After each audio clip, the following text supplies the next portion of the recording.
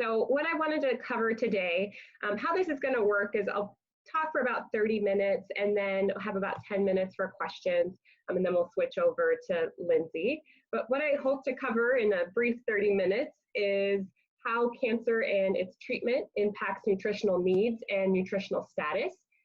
Then how does an individual's nutritional status impact clinical outcomes, and really expressing how important it is for nutrition and good nutritional status during treatment. And there's a lot of challenges to eat well during treatment. So some practical tips and strategies to eat well during cancer, and then kind of summarize some main points and takeaways. So first, how does cancer and treatment impact nutritional needs and the nutritional status of a patient? It's first important to understand that our body requires energy, right? And that's what this is showing. This is our cellular form of energy, and we get that from food. So carbohydrates, protein, and fat are providing the energy that the body needs to build, maintain, and repair. But what we see during cancer is that there's increased energy needs. Those cancer cells are also requiring energy. So there's increased energy needs, which creates a competition between the tumor and the host. So if there's not enough nutrition coming in from the diet, the body has to tap into energy stores, including fat cells, but also ends up tapping into muscle. And really, we don't have muscle or protein storage in our body. So when we're sacrificing muscle, we're really sacrificing a lot of physical function and maintenance of the muscle. What we see is increased protein breakdown and increased metabolism of fat. That's why one of the early signs of cancer is unintentional weight loss. So someone might be eating the same, but seeing weight loss because of those increased energy needs required by those cancer cells, and for the body itself trying to attack the cancer cells. And then cancer treatments add another level of complication to this. There's many different cancer treatments, but I'm just going to summarize some of the big ones here, is that surgery is done to remove cancer cells and the tumor, and that increases energy demands on the body to heal and recover from these big surgeries. Radiation is intended to damage DNA, to kill cells, or to slow growth, but that can also damage the normal healthy cells around that. Chemotherapy is that systemic option for treatment, and so that is targeting cells that are rapidly growing and dividing, and it's not just cancer cells that are rapidly growing and dividing, right? Cells of the GI tract, hair, skin, nails, those also get damaged from chemotherapy. Immunotherapy is a newer treatment out there, and that's helping the immune system act against cancer cells. So then there's also increased energy demands from those immune cells that are trying to damage those cancer cells. And so in sum, these treatments can damage normal healthy cells, which makes it important to get enough nutrition to repair those damaged normal healthy cells.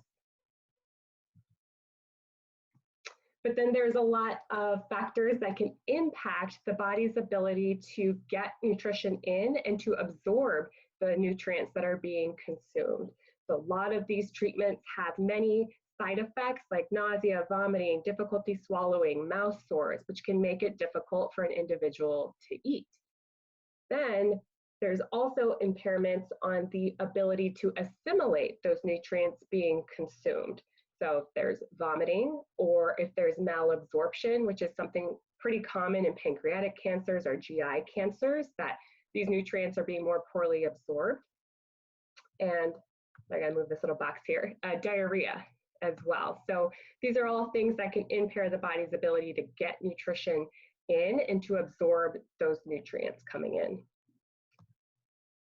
So these nutritional implications of cancer is that there can be mechanical barriers making it difficult to eat. If there's a tumor in the GI tract, physiologic barriers, as I talked about, those side effects that make it difficult to eat and painful to eat, or reduced absorption. And then there's increased nutrient needs for health healthy recovery from these cancer treatments. So altogether, this creates an imbalance, that there's increased nutrient needs of the body to go through cancer treatment, but there are factors that are reducing the intake through these side effects or impaired nutrient absorption. So this increases an individual's risk for malnutrition. And the incidence of malnutrition, it's estimated that up to 80% of individuals going through cancer treatment will develop malnutrition sometime during that period.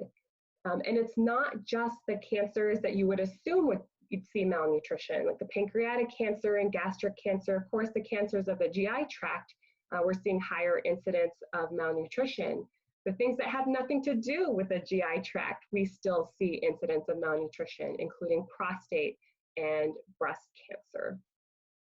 So we're concerned about this, which I'm going to go into about why is that important, this malnutrition that develops during cancer. And also to point out that most people associate malnutrition with someone who's really thin, frail, but we can't look at somebody and determine if they have malnutrition. Body weight is not the whole picture. Of individuals that have malnutrition, less than 7% of them have that obvious malnutrition, that really low BMI frailty. 40 to 60% of those with malnutrition are overweight or obese. So again, BMI does not matter, weight does not matter. It's not going to tell us the whole picture of an individual's nutritional status. And I put this picture here because I think a picture says 1,000 words, but this is showing different BMIs. So someone who is underweight, this would be the overweight versus obese category. And what you see in red here is the muscle. You see stark differences in muscle mass. So this individual with a low BMI still has more muscle than this individual here, categorized in the obese category. So again, BMI is not telling us the whole picture. And what we're really concerned about is this loss of muscle mass. Because poor nutritional status is going to slow the body's ability to heal and recover. For all of these new cells to be regenerated, every single cell in our body is made up of the nutrients that we get from our diet. So if we're not getting enough nutrition coming in, that's going to slow the body's ability to make up these new cells, healthy cells, to heal and recovery. So it can impair wound healing post-surgery, or a recovery from those radiation burns during treatment as well. It can impair immune function. So if immune function is impaired, that can delay administration of chemotherapy and cause either dose reductions or treatment delays, because we always want to see those white blood cells recover, those neutrophils recover before someone would be able to start another round of treatment, another cycle. So it can delay chemotherapy, and it can also increase the risk of infection. And then because every single cell in the body needs good nutrition, poor nutritional status can interfere with the proper functioning of our key organs and physiological systems in the body, including the heart, liver, and kidneys. So this malnutrition is clinically significant. We have seen in the literature, in the research, that malnutrition during cancer can reduce treatment response. So we see poor treatment response in individuals with malnutrition, which could be related to more frequent treatment interruptions. So there's delays in treatment, they're not able to get the original dose of treatment, and so not able to get the benefits of the treatment. Also see increased risk of infection and hospitalization. I'm always really concerned about that quality of life piece, that there's decreased quality of life in malnutrition, and then that increased risk of mortality and death. And frankly, there should be more attention paid to malnutrition during cancer treatment, because it has been estimated that malnutrition itself is the direct cause of 20 to 30% of cancer deaths. So Our goal is to prevent malnutrition and help an individual maintain good nutritional status so that they can stay on treatment, reduce their risk of infection, improve their quality of life, and get the most out of their prescribed treatments. So there's this dynamic relationship that cancer and treatment-related side effects can reduce nutritional status, and then reduced nutritional status can impact cancer and treatment-related side effects and can also impact treatment outcomes. So it is important in cancer care, and that's why you're all here, but just again to highlight where this relationship of nutrition really comes in. So I set up the part about how important it is, but I also set up how difficult it can be to eat well during cancer treatments. I want to give some actual practical tips on if malnutrition is so important, then how can I maintain good nutritional status during treatment? So these benefits of maintaining good nutritional status, what I underlined there is that it can reduce the risk of reductions or interruptions of cancer treatments. These cancer treatments of the chemotherapy, immunotherapy, radiation, we know can result in better outcomes and clinical outcomes in our patients. So we want to use nutrition to help patients adhere to these known treatments that can benefit outcomes. Then, of course, we want to preserve that skeletal muscle mass and physical performance so that individuals can have good quality of life, maybe continue to work or be with their families, is we need to keep that muscle mass strong and maintaining that strength and energy. I'll get into a little bit today about fatigue, but also protecting immune function to reduce the risk of infection, promoting recovery and healing, and really maximizing quality of life. So what are some nutrients of concern that really want to target and focus on during cancer treatment is protein, getting enough energy, some micronutrients, which I'll address a little more, and fluids. So go into each of these a little bit more. First recommendation is about protein, that there are increased protein needs during cancer treatment. The recommendation for general healthy adults is 0.8 grams of protein per kilogram of body weight. For cancer patients undergoing treatment, 1 to 1.5 grams per kilogram of body weight per day. So the minimum is 1. In some later stage advanced cancers, we might go up all the way to 2 grams per kilogram body weight. So almost doubling needs of a general healthy adult. And that's because of this increased needs for recovery and healing, immune function, all of that has really high protein needs. And a variety of animal and plant-based protein sources. You don't have to eat animal products if you don't want to. You can get protein from plant-based products and really try to emphasize that getting good quality proteins in the diet. And a strategy I recommend to patients is to aim for protein at every meal and snack, even if it's just a few bites of some protein.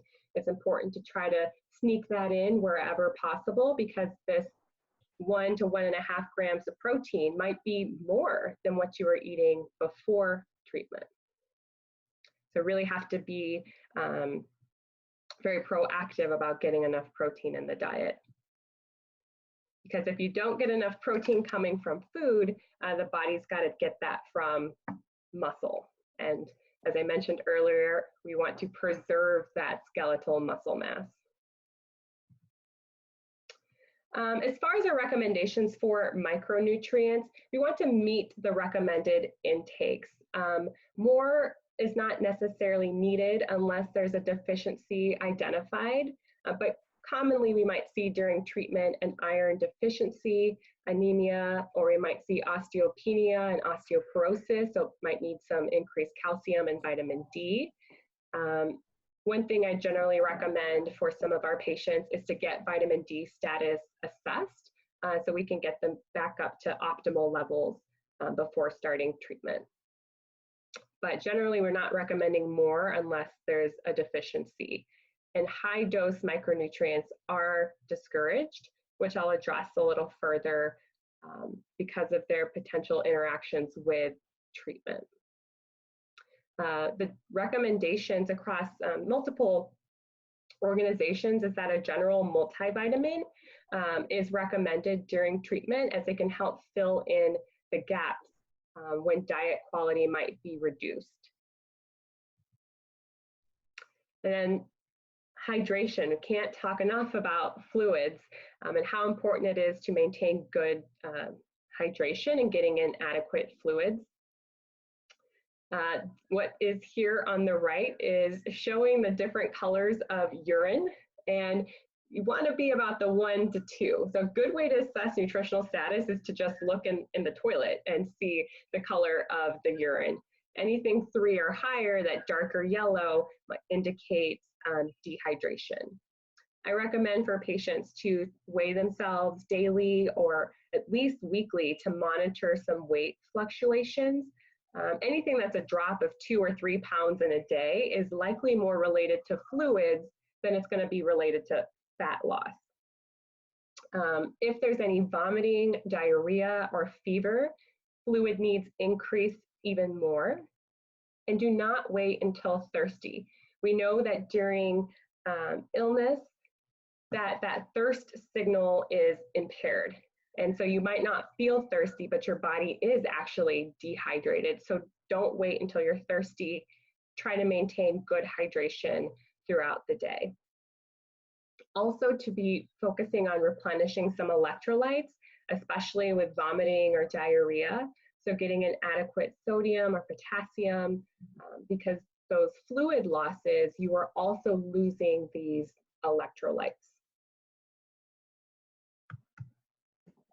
So there are some options, electrolyte replenishment options that I recommend, that they should contain multiple electrolytes. So not just sodium, but you're also losing sodium, chloride, calcium, potassium, magnesium. There are lots of oral rehydration products out there, and just making sure that they have these multiple electrolytes. And sometimes I recommend them because some people don't like the taste of water, and some of these electrolyte beverages can help with the palatability of a fluid, and can also be helpful because they're just increasing fluid intake. So like the best one is the one that you're actually going to drink and like. Because I have tried a variety, because I've tried to recommend some to patients, and some are kind of gross.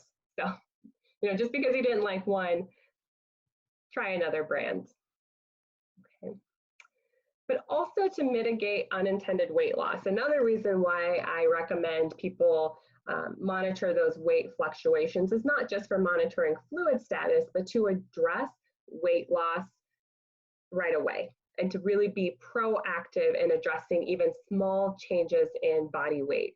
We know that as little as 5% weight loss has been associated with poorer survival. So there's going to be a need to increase calories. So frequent small meals, choosing more high calorie, high protein foods. Oral nutrition supplements can be helpful in getting a lot of calories, a little more bang for your buck. And then if there are side effects that are impairing your ability to eat, like appetite, nausea, diarrhea, that these are things that you need to share with your provider, because there are strategies to help mitigate some of those side effects so that you can eat better. So don't really have to tough them out. There are some ways to help mitigate and reduce some of these side effects that can impair the ability to eat. We need to address that early, because there are lots of side effects that can impair the ability to eat well. Loss of appetite is very common. I also see people reporting changes in taste or smell. So things might taste metallic or off, sour or extra sweet. And so there are lots of things that can get in the way of the ability to eat well. Some of them, there are strategies to, maybe a medication strategy to help with. And some of them are just, we can come up with some foods that you should avoid so that you don't exacerbate that side effect and make it worse. So for example, mucositis is that mouth sores, that painful mouth redness. Well, don't eat foods that are acidic, pickled, or spicy. So citrus, those types of things should be avoided because that's going to burn and be very painful. This would be a time to choose more moist and soft foods so that you're not crunchy foods, hard foods can kind of also tear up sides of the mouth. Serving foods at cool or room temperature could be easier to tolerate. Carbonated beverages, those bubbles can also cause some pain.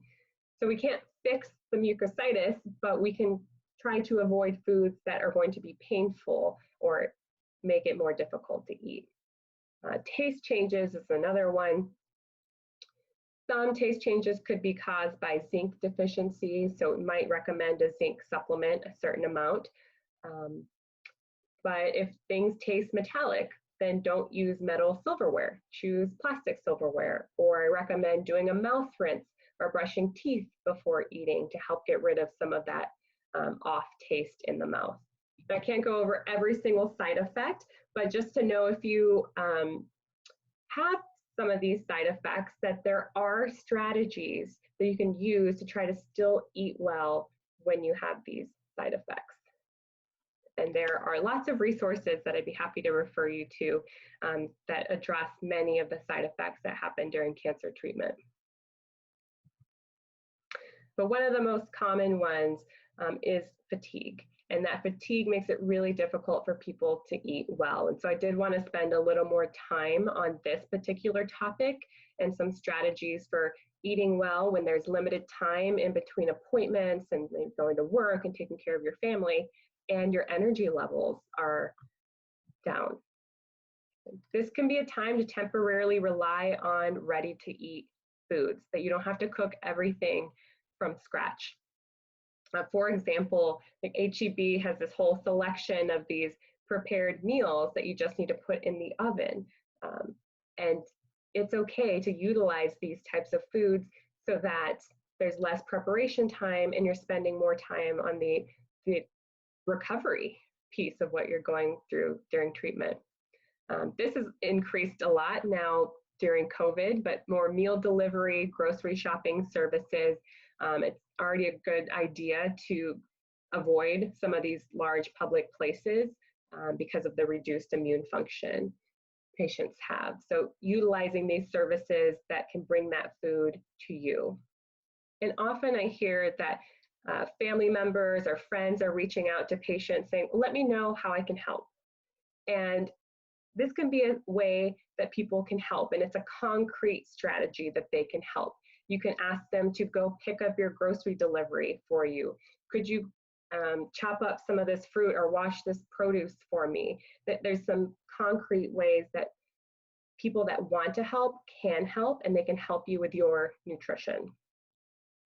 Also, convenience can be worth the cost. Frozen foods or some fresh steamable bags, those things might be a little more expensive, like the things that are already in the bags and washed and portioned out, but that's also saving you some time, and your time is money. Or choose fruits and vegetables that require no or limited prep, and I'll show a couple of examples.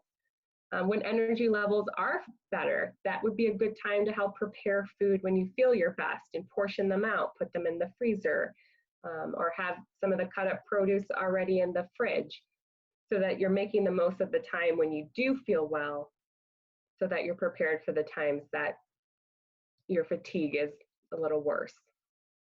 And fluids. Definitely focus on getting some fluids as well, that dehydration can exacerbate fatigue. So this is what I talk about with some produce that requires less prep time, that they really are just a rinse away. So sliced mushrooms, sugar snap peas, baby carrots, these are baby sweet peppers or cherry tomatoes, berries. These are all things that just require a rinse. No chopping for any of these fruits like pears, plums, peaches. But these are also ways to get in some fruits and vegetables that don't require a lot of prepared time. You don't even have to cook any of these. And to rethink meal.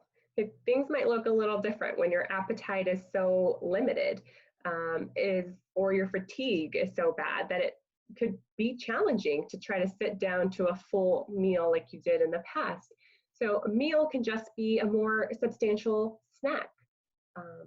Like this picture here, this serving of nuts is about 200 calories right there.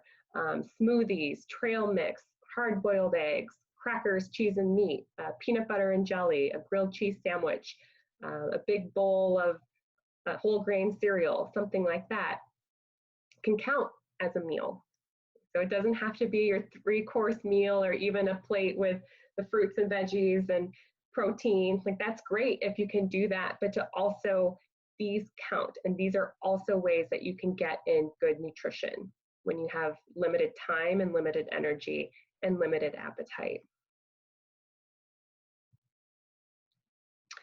And to kind of address this too is when there is limited appetite, I would love for patients to eat tons of fruits and vegetables, but when there's only so much room in that stomach and the appetite is already low and early satiety, so feeling full earlier, they might fill up on a couple cups of broccoli that provided maybe 60 calories, but didn't give that individual the calories and that energy that they need. So we call these nutrient dense foods. So this would be like our fruits and our vegetables.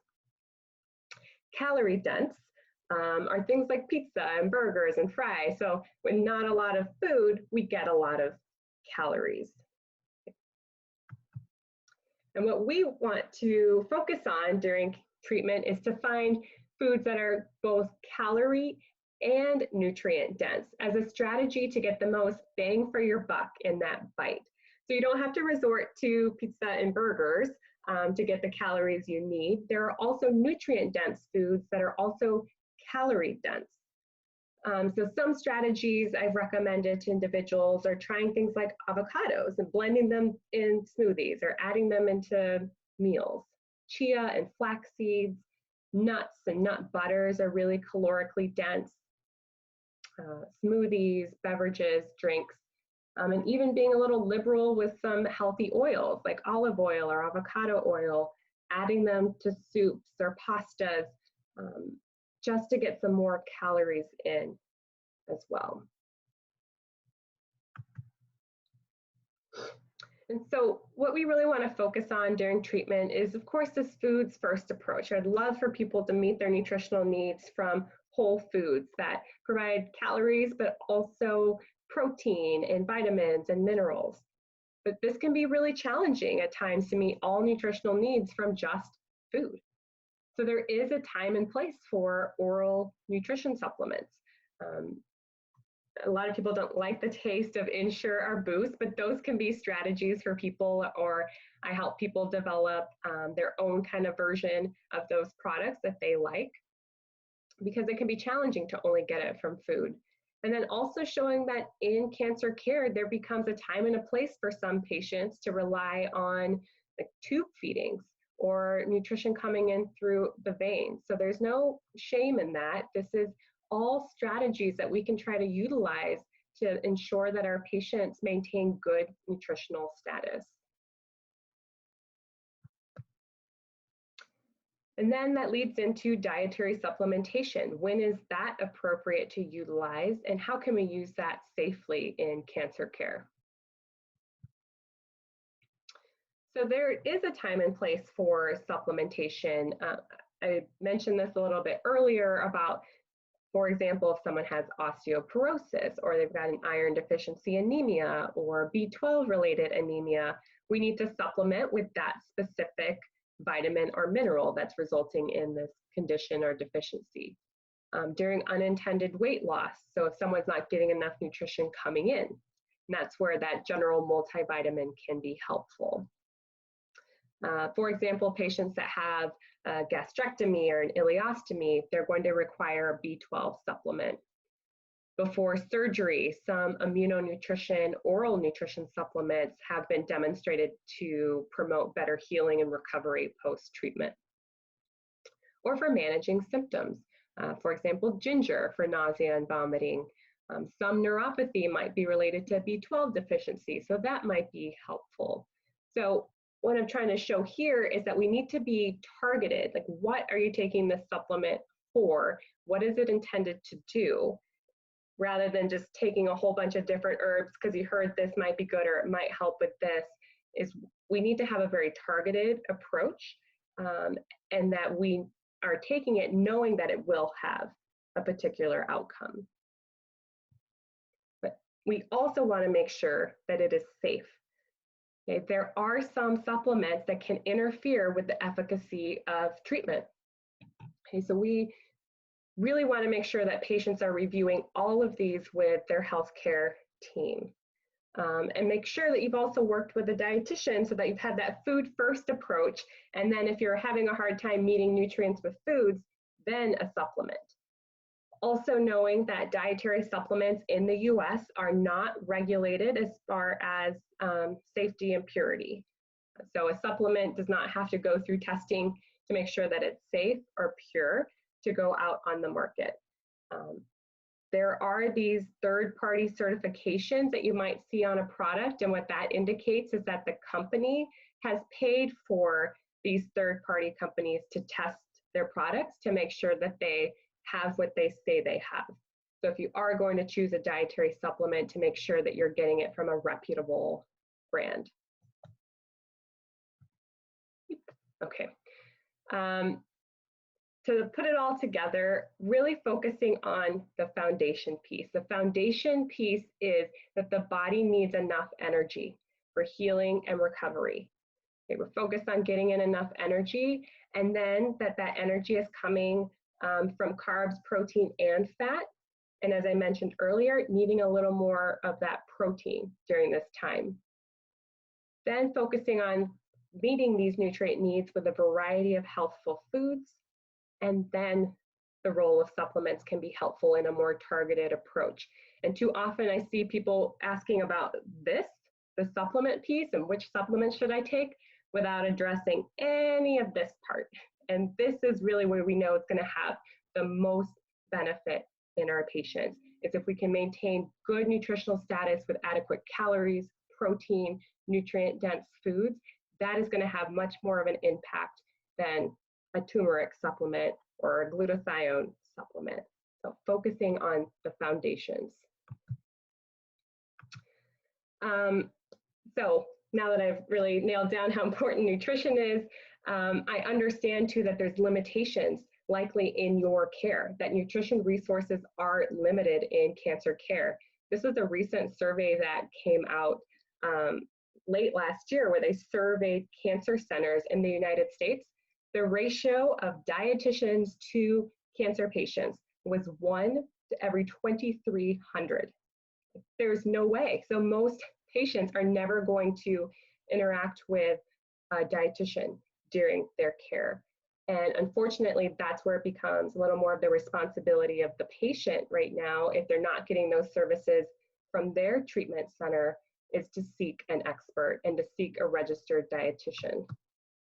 And I put these in here because these are stock photos. If you Google like registered dietitian, this is what comes up, which is ridiculous. This is not what we do.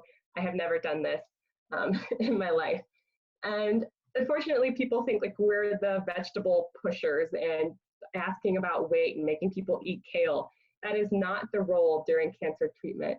We are the experts that have that medical nutrition therapy training that's going to consider the whole person, and not just what's happening now, but other comorbidities, other health issues.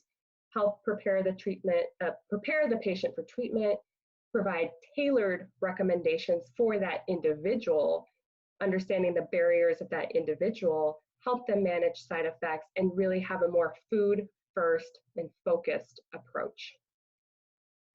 So that's how we are different than general nutritionists or things like that. To summarize here, cancer and cancer treatment increases nutritional needs, right? And that puts the patient at risk for malnutrition. And that poor nutritional status impacts health outcomes as well as clinical outcomes of survival. being proactive, not reactive in managing nutrition. So don't wait until there's 20 pounds lost to try to address it. As soon as it's difficult to eat and there's unintentional weight loss, we need a strategy and an approach to address that. Really keep it simple. Focus on that foundation piece, getting enough calories, try to get a variety of healthful foods, and don't get so wrapped up in individual foods that you need to include or avoid or supplements. That really focus on that foundation. Seek a registered dietitian with oncology experience if you don't have one available in your treatment center. And I love nutrition, but nutrition is a powerful tool, but it is not the only tool. Nutrition is part of this integrative approach to oncology care. And so it's integrated within the model. It is not something that should be looked at as an alternative to cancer treatment. What we know is that good nutrition can help support what we're doing with radiations, immunotherapy, chemotherapy, etc. First, I just wanted to say thank you to Krystle. That was such a fantastic presentation and really leads in well to what I'm going to be talking about next, or transitioning us into, which is thinking about after treatment and what are some of the long-term goals that we want to have for survivorship. And so kind of leading into that, you know, in January of 2019, we had estimated just under 17 million individuals who were cancer survivors. And that represents about 5% of our population. And I mention that just because cancer touches so many different lives. And before we kind of get into some of the specifics, one of the things that I just want to say to that is that, you know, each individual is unique on their cancer journey. Everyone is going to have their own personalized dietary needs. And so there really is no one size fits all approach. I think Krystle really highlighted that well, that you know, everyone's in a different place in terms of where they are in survivorship. And that's where there really can be benefit to working with a registered dietitian who can put together a more individualized plan for you. But my goal with what we're talking about today is just some of the broader actions that you can take to help reduce risk for the long term. Let me just move my.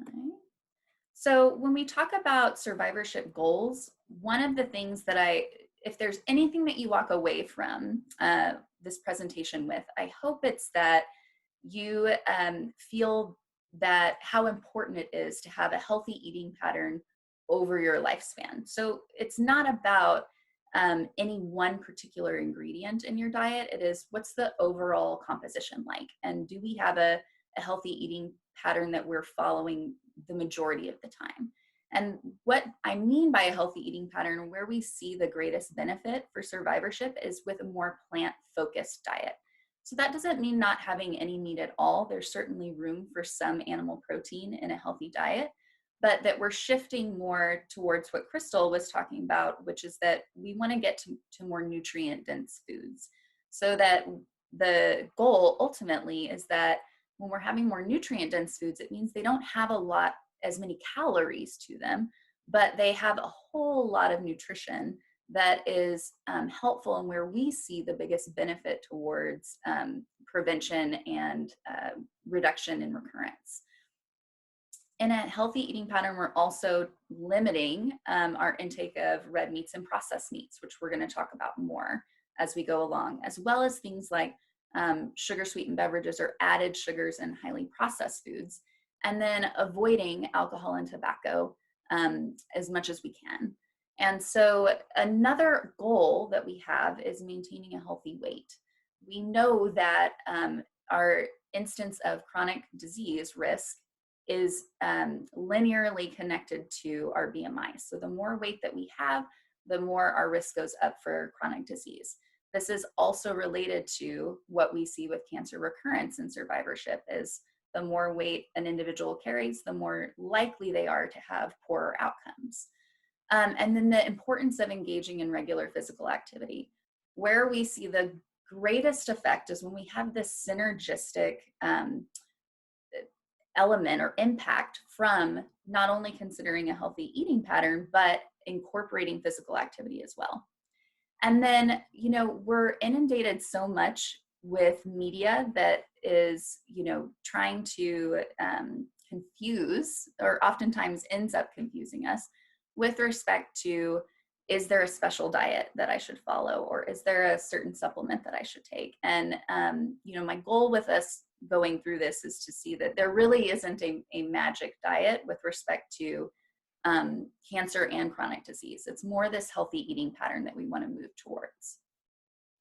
And that kind of leads into this simple truth. Where do we really see time and time again the most significant impact on our health? And where we see that is with eating our fruits and vegetables, doing what our mom told us to do when we were kids. But there really is so much science behind this that when we incorporate more plants into our diet, which are not just our fruits and vegetables, right, but our legumes and our beans, whole grains as well, nuts and seeds, any of our plants, that's where we see the greatest impact on decreased risk. Why do we see that? Well, we have important components in our plant foods that I'm going to go into in more detail, but our vitamins and minerals, phytochemicals in particular, and fiber help to, again, give us all this nutrition without all of these calories. And they also help us to feel more full throughout the day, so we get more from them as a result. When we have a more plant-based diet, often naturally we end up having a diet that's lower in our animal fats, added sugars, and processed foods, which we see direct correlations to direct impact in increased risk. So again, that goal is that healthy diet pattern overall. What's your total composition like? And do you have variety? Variety is really important when we think about having more plants in our life. So what do I mean? What should this look like? Well, our dietary guidelines for Americans have this visual, and I always like a picture. Like Krystle said, it's worth 1,000 words. But my plate is a representation of our dietary guidelines for Americans. And it's moving towards this idea of more plants in our diet. So instead of having a plate that, if we're in Texas, right, is maybe barbecue with lots of more high-fat foods, instead we're moving to this idea of half of our plate is being comprised of fruits and vegetables. Then we have another quarter to third of that plate is from whole grains. So 2/3 of our plate's coming from plants. And then we have that smaller section reserved for our protein foods. And ideally those would be lean proteins. So things like chicken or turkey or fish and things of that nature. So how do we work towards this? Well, our aim is to be somewhere around 3 cups a day for vegetables and 2 cups a day for fruit. And so if you're looking at that composition of your plate, you might opt for something like, I have a small piece of salmon, and then I've got a whole grain, something like my brown rice or quinoa, and then a variety of vegetables. You might have some broccoli and some bell pepper, something like that. And then maybe you have that orange or apple that is for after your dinner meal as something that helps to quench that sweet tooth. That's the ultimate goal of what we want our plate to look like. Another concept within this too that's really important for survivorship is also staying hydrated. As Krystle mentioned, fatigue is very common in the cancer community, whether you're undergoing treatment and often after treatment too. And if we don't stay hydrated, we're 60% water. So we really need to be replenishing any losses that we have.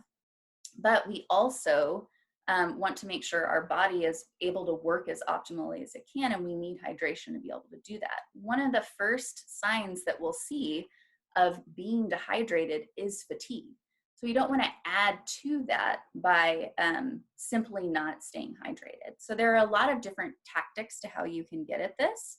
But drinking your regular flat water, but a lot of people enjoy things like sparkling water or non-sweetened flavored waters, things like LaCroix or Waterloo or Big Swig or something like that. But you also could get some of your fluid intake as well from things like coffee or tea. The most important thing to think of with those, though, is not adding a whole bunch of cream or a whole bunch of sugar to them, but they can help to provide some of that hydration as well. Thinking about color is so important when we consider what a healthy diet is going to look like. One of the benefits of having more color is that it provides phytochemicals. So phytochemicals, what these are, is they are naturally occurring plant chemicals. So there are thousands of phytochemicals in our foods, and many of them help to dictate the color of the fruit or vegetable that we're consuming. So the more color that you have when you're building your meal, or, over time that you're incorporating more color, the more of these phytonutrients you are going to get.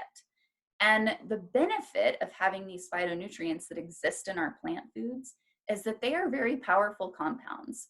They do lots of different things in the body to help reduce risk, including helping to inactivate carcinogens, which carcinogens are compounds that can produce cancer cells.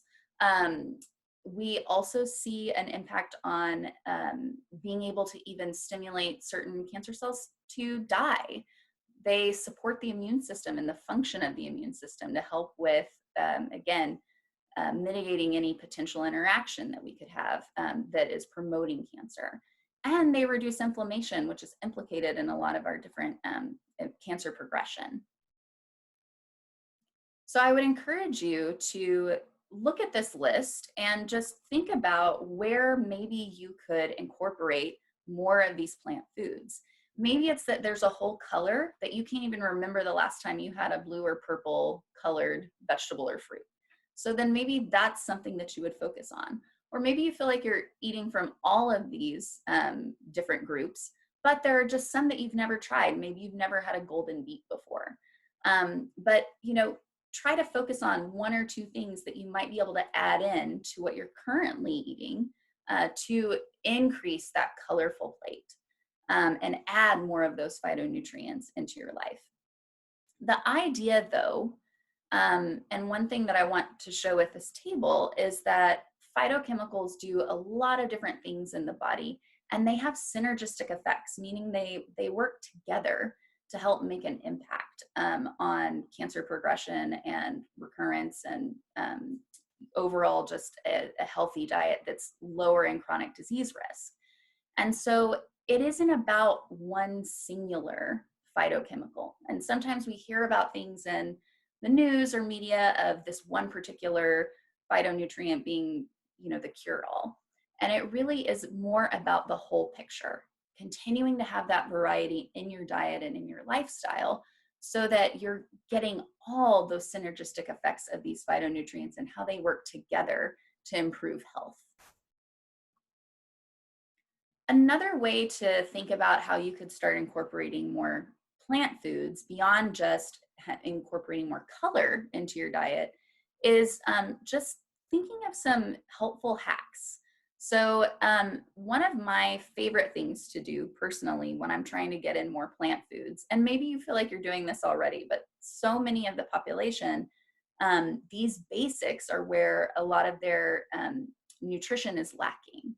And so trying to get more creative with this, especially right now, with so many of us being at home a lot more and cooking a lot more because of that, there's a real opportunity, a positive that can come out of this stressful and challenging time, is that it could prompt more creativity in the kitchen, trying new recipes or playing around with how you can get more vegetables and plants into your diet. One of my favorite things to do is blend my vegetables into things like sauces or adding them to soups or stews. It can be a really nice trick where you aren't even really noticing that they're there, but you're enhancing the nutrient content of that meal. Power packing your casseroles or meatloafs, some of your favorite recipes with more vegetables, can be a really helpful tool as well. I'm also a big fan of starting early. My husband, every morning like clockwork, he gets up and he has oatmeal with some fruit on it. And that's just part of his daily routine. And that's something that, again, starting early helps to be able to get more of those fruits and vegetables in there that we really want for health. And then even trying things like new cooking techniques. So often I hear of clients that I work with, they primarily steam their vegetables, or they have kind of one way that they prepare things. And there are so many more creative ways that you can cook and prepare vegetables where they have just added flavor. Roasting is one of my favorite ways to get more flavor in your foods. If you've never had a roasted carrot, I challenge you to try a roasted carrot or roasted broccoli. And then playing with herbs and spices too can be a really great way to add more flavor to these plant foods and increase your capacity for them in your diet. While we're talking about all these wonderful foods that we want to incorporate more of, there are also some that we want to be more careful of in survivorship. And so one of the ones that I get asked about a lot is red meat and processed meat. And when I'm talking about red meat, what I mean are meats like beef, lamb, pork, goat, things of that nature. That are our darker meats. And if I'm talking about processed meat, I'm talking about meat that has been cured or salted, or it is has been processed in some way that alters some of its composition, typically adding a lot more salt or more fat to the preparation. So that's going to be things like hot dogs or bacon, our deli meats, sausages, things of that nature. And what we see is that when we have higher intake of these red meats and processed meats, that when they are cooked or when they go through that curing process, there are compounds that are formed on those meats that can be carcinogenic in the body. And so as a result of that, we see increased risk for colorectal cancer, but we've also seen in more recent research that there is increased risk for even esophageal cancer, breast cancer, prostate cancer. So if you are going to consume red meat, there are some benefits to non-processed red meat. It is a nice source of protein, high in B vitamins and iron and zinc. And so because of that, if you want to incorporate red meat into your diet, the important part is limiting your consumption. So current guidelines recommend 12 to 18 ounces per week is your max. So think about that as like, you know, a 4-ounce portion, like three times out of the week.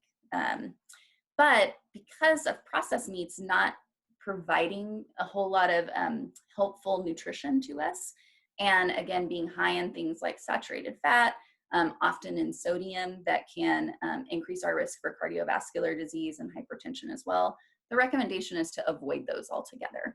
So with these types of foods, if they're predominant in your diet, trying to incorporate more things like fish or seafood, poultry, and plant-based proteins, so things like tofu or soy, also putting in legumes, our beans and lentils can be really great options to move away from so much of our red meats in our diet.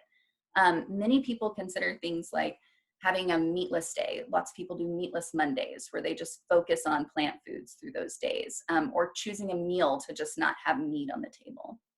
And then another important one that we want to avoid as much as possible in survivorship is alcohol. In the metabolism of alcohol, we have a carcinogen that is formed. So it has the potential to promote cancer progression.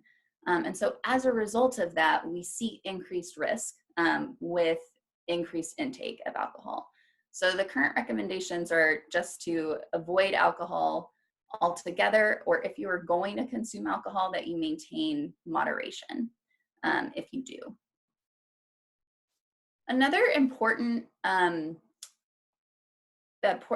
part that we see often for our cancer survivors is weight gain. So where our research is most robust in the weight gain world is with breast cancer. So I'm going to speak a little bit more to that, but there are all types of cancers that we can see challenges with weight gain. And this can be due to a number of different things. We could experience weight gain as a result of the treatment itself. We tend to see weight gain be more common for those that have undergone chemotherapy. Certain medications can increase our chances of weight gain. but also things like being less physically active due to fatigue or other complications and side effects of treatment, such as nausea or vomiting. It's less likely we're going to be as physically active if we're experiencing some of those things. So specific to the breast cancer community, we tend to see that weight gain is more common than weight loss, especially after treatment. That significant weight gain can occur in a lot of this population, and most of it is gained in that first year. And the problem with that too is that this weight often persists. It's difficult to lose. And what we know with weight gain is that weight gain confers risk. So like I mentioned before, we have this linear relationship with chronic disease and BMI. Well, we see the same thing when it comes to cancer recurrence or cancer development in general, is that the higher the BMI, the more weight gain that is there, the more likely there is to be recurrence or poor outcomes. And so we want to try to avoid this weight gain as much as possible and maintain a healthy weight. For many individuals, though, many Americans, we're coming into treatment with excess weight to begin with. So part of what we want to try to move towards as a strategy for thriving in survivorship is thinking about how can we maintain a healthier BMI. And we're looking at a BMI that's below 25 and as being that more healthy body weight. And so we want to try to maintain that, because not only do we see difference for progression and recurrence of cancer, but we also see it for other chronic health conditions. So things like cardiovascular disease, which is very common in cancer survivors, as well as hypertension or diabetes. These conditions are also greatly impacted by maintaining a healthy weight. So some strategies for thinking about weight loss, if you are someone who has gained weight over the course of treatment, is first and foremost, thinking less about the scale. Ultimately, we want to help sustain a healthy weight. One of the ways that we can do that, though, is through a variety of nutrient-dense foods, like we've already been talking about. So the more that we can get those nutrient-rich foods into your diet, oftentimes that alone will result in slowly moving towards a healthier weight on the scale, because we're getting foods that have lots of nutrients but not a lot of calories. So they're filling, they help us be satisfied, but they don't cost as much to our caloric piggy bank. If you are looking at calorie reduction, thinking about something reasonable. There's nothing drastic that we want to do to try to have weight loss. We don't see benefit with that. And oftentimes when we take drastic measures, we end up with having adverse side effects. So reasonable calorie reduction could look like something at 300 to 500 calorie difference in your daily intake. Start to slowly move you towards that healthier BMI. I am in favor of a combination approach. And what this means is putting in both calorie changes and modest calorie reduction alongside physical activity, because physical activity provides so many other benefits to our health beyond what calorie reduction alone would do. And then thinking about things like fiber that help us feel more full. We want to shoot for 14 grams for every 1,000 calories we consume. I like to look at the 10-to-1 rule if you're looking at nutrition labels, which is that for every 10 grams of carbohydrate, you see on that nutrition facts label at least 1 gram of fiber. That helps us to know we're going to get more fiber-rich foods. But one of the things I want to mention too is addressing other contributing factors. So as you can see from this image here, is that there's a lot more to it than just diet, right? There's so many factors behind why weight gain happens. As Krystle mentioned, reduced muscle mass is something that is common in cancer patients. And when we lose lean muscle mass, we lose our metabolic capacity. So that in and of itself can cause excess weight gain. Again, our treatments. Mental health, right? excess stress, poor sleep quality, all of those things can make a difference as well in our ability to be able to move towards a healthier weight. So I would also encourage you to address some of these things. If stress is a big part of your environment right now, to seek out help for that. If you're having poor sleep quality, to talk with your doctor, right? To get the help that you need to address some of these other factors as well that could help move you towards that more sustained weight. I can't emphasize enough how important engaging in regular physical activity is as well when we think about that combination approach. So where we see the greatest impact on cancer survivors, and we see the most benefit is when we have not only a nutrient-dense, healthy diet, but also when physical activity is part of that picture. Physical activity in and of itself can reduce risk, but it's also really great for quality of life, for energy, for better sleep, for reduction in depression, and other mental health issues that we might be experiencing. Plus, it helps aid in weight management, and I'm just scratching the tip of the iceberg of all the things that physical activity can help improve in our lives. And our current recommendations have changed recently, very recently, to the recommendation of 150 to 300 minutes of moderate intensity activity or 75 to 150 minutes of vigorous intensity activity. So what we mean by intensity is, you can think about it like, if you are doing something that is low intensity, you could sing a song while you were doing it. Whereas as we move to something that's more moderate level intensity, we would be seeing where we could talk and have a conversation with someone, but it would be difficult for us to try to sing a song. So that could be something like going for a more brisk walk.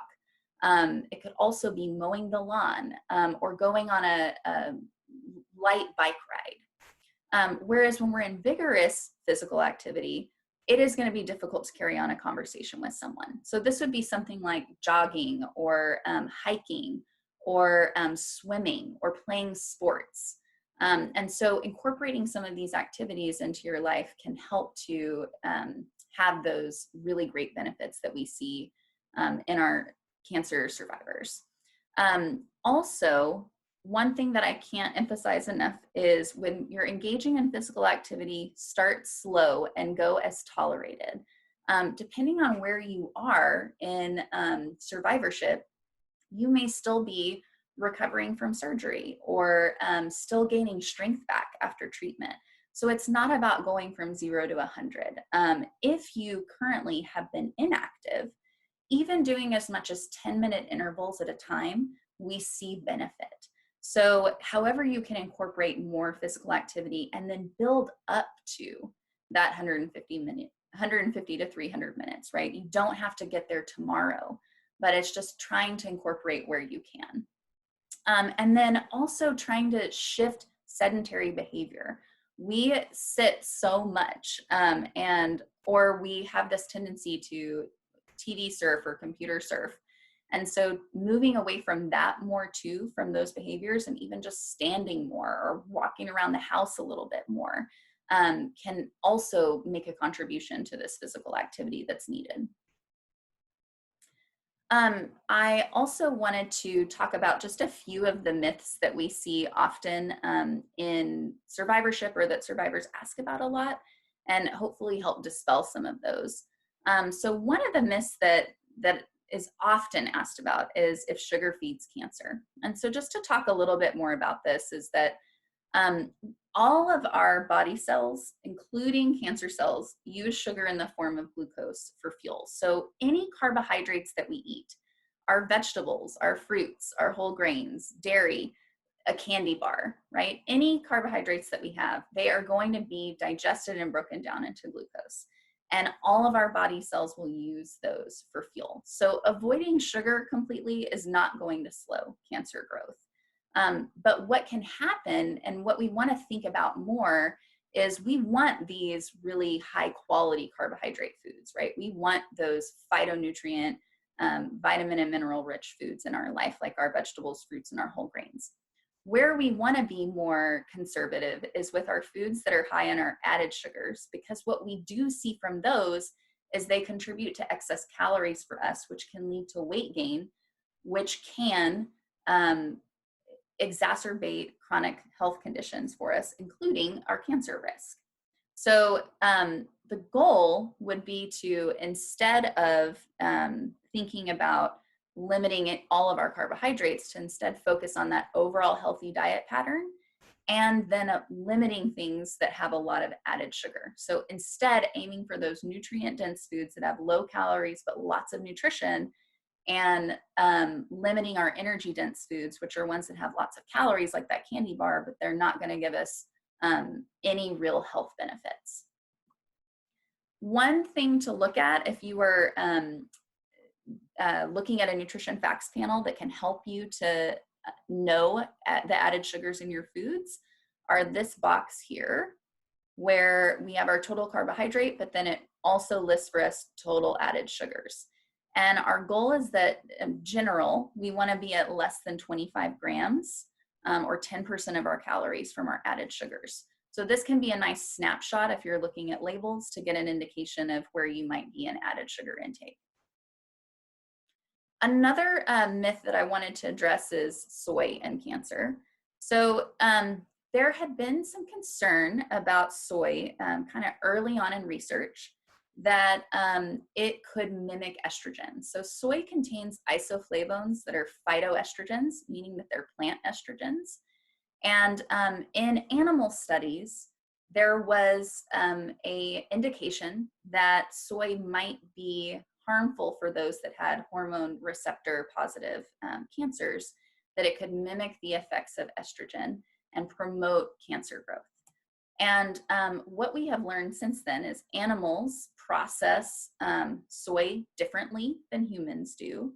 And the dosages that were given to animals were not, would not mimic what we would eat in reality. So physiological dose was different than what the average person would consume in soy. And so what we see in the literature is that soy and these phytoestrogens have a very weak or no impact or even an anti-estrogen effect. So in our human studies and our population studies, we do not see across the board consistently, we don't see that soy has an impact on cancer progression or promotion. So soy foods are safe for all. And I wanted to talk a little bit more about our hormone sensitive cancers specifically, that we have significant research in our breast cancer survivors and prostate cancer survivors that we don't see increased risk at moderate amounts of intake of soy. We also see that there are not harmful interactions that occur with anti-estrogen medications. If you're taking aromatase inhibitors or other anti-estrogen prescriptions, it is safe to do so and consume soy. So moderate amounts of soy does not increase the survivor's risk, but one thing that I will mention here too is avoiding some of our soy protein isolates or extracts or high concentrated soy products. One of the main reasons for that is that just because soy is in something doesn't mean that it's now a health food. So there are a lot of products out there that contain soy, but they don't have a lot of other nutritional values. So some of the bars that contain soy or some of our protein powders, and they're missing fiber and some of the other nutrients that we get from our whole plant food soy. So best to stick with our whole food sources. And so many ask, what is a moderate amount of soy? So it's 1 to 2 standard servings. I can't see myself, so hopefully you guys can see me, but just to give you an idea, when we're talking about tofu, we're looking at like a 3-ounce portion. If we're looking at something like soy milk, moderate consumption would be like a cup of soy milk.